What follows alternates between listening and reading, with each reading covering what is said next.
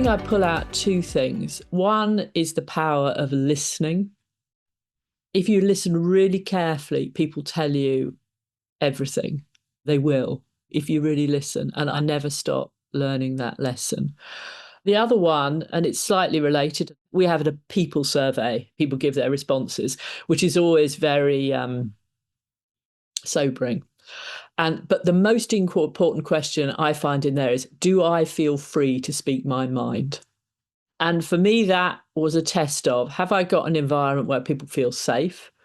And am I actually leading an organisation where I'm getting the benefit of everybody's brain?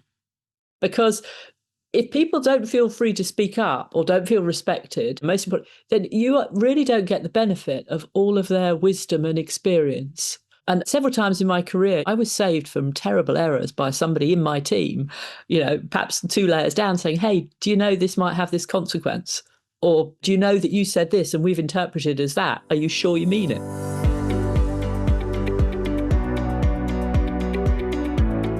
So the audit chair role for me, clearly there's a huge piece of governance that's really, really important.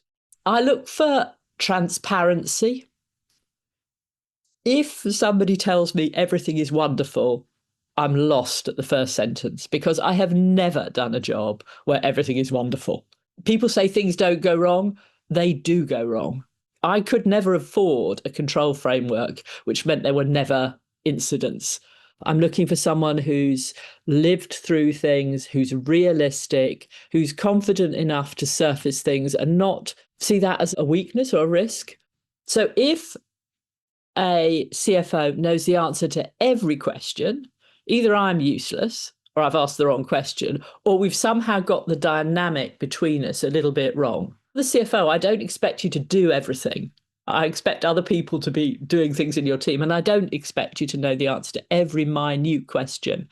I'd also expect to know a little bit about their team and to see a strong and diverse team. The ability to hire people better than yourself and to build a really strong team is, to me, an indicator of a really strong leader.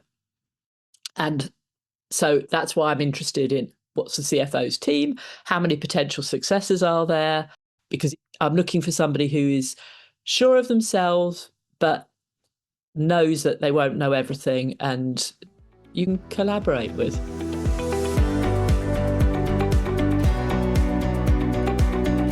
As you get more senior in an organisation, and I think it's true about CFO roles as well, it's much less sort of go on a training course, pass the exam. It's much, much more about judgment. And I think that's even more so about NED work. You need some relevant skills. And I think you need to be clear when you're looking at a particular NED role about what you would bring to it. What can you add? And then there are an enormous number of human skills about supporting people, about holding people to account. And you need to be comfortable doing that. You need to be able to ask good questions and listen to the answers. Care for the company, want the company to succeed. There are 2 key roles of a board in my mind. One is strategy and the other is making sure you have succession and good resourcing. And I think you also need to be able to stay calm. I think that's true, perhaps not just of non-exec jobs, but you need to create an environment where the exec can bring their dilemmas and problems to you, and together you can have that conversation and you can stay calm, because not everything goes well in businesses. So again, low ego. This is not about you. It's about how do you help this company be the best it can. Sometimes that's by some pretty hard decisions around changing personnel, but it needs to be always with the intent to make sure that company is as good as it can be and that the individuals perform the best they can.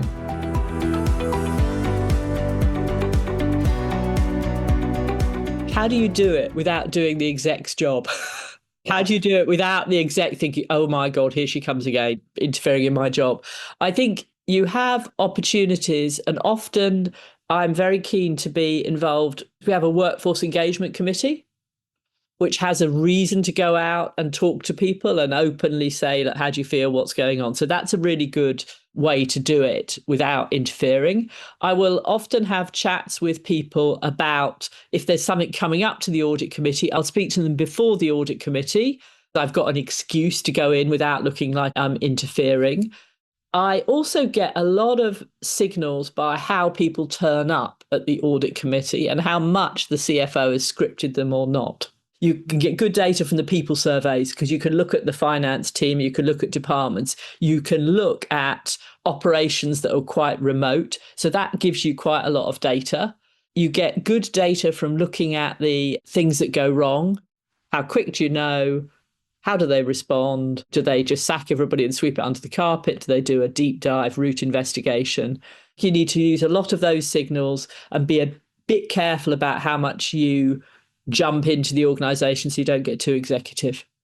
But also internal audit. I speak to the CFO and I speak to the internal auditor and the chair. I have complete freedom to talk to anybody from the chair of Umicore, but I use that quite sparingly.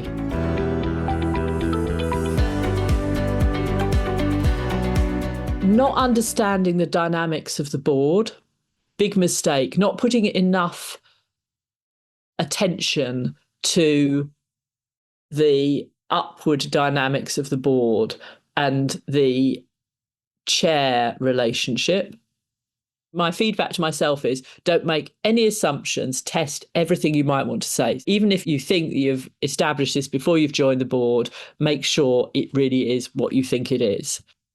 So most of my mistakes are around human dynamics, where I think I've assumed that people will be straightforward and candid, and they're not been. I will make sure that I never embarrass the CFO in the audit committee. And if somebody comes along and I'm rolling my eyes and steam's metaphorically coming out my ears about their response, I won't say that in the room. I'll just have a chat afterwards and say, yeah, this worried me because X.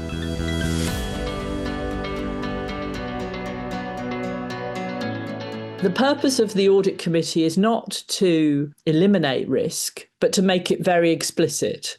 So if somebody wants to do something, I'm generally okay if we all agree with full knowledge of the risks. So this really comes from my CFO of trading business. So we would take, quite some risk. Now, I'm okay with taking that risk, provided I know what risk I'm taking and we all agree we're taking this risk. And I see that same mindset in the board. We have a choice here. I'm going to make sure that I put transparently on the table what the risks are, or that somebody has put them on the table, not me. And then we all have a free choice. And then I'm just another board member and I can say yes or no. What's the risk? What's the reward? What's the balance? Are we all comfortable with it? I like to stress test risk. How bad could it get? Would it kill the company? Might not get there, but let's just test that. And then everybody in the board makes a decision.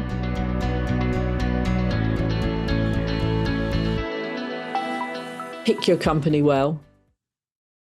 Pick your first one well. A company that you think is running well, or at least knows what its problems are. And the values, I'm very aligned with the values of the exec. We're clear what we're trying to do.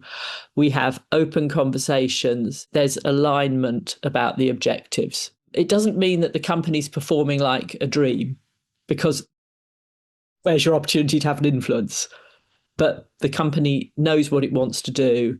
If you look through the balance sheet, you look through the P&L, you look through the analyst's reports, you get a feel for how the company's being run.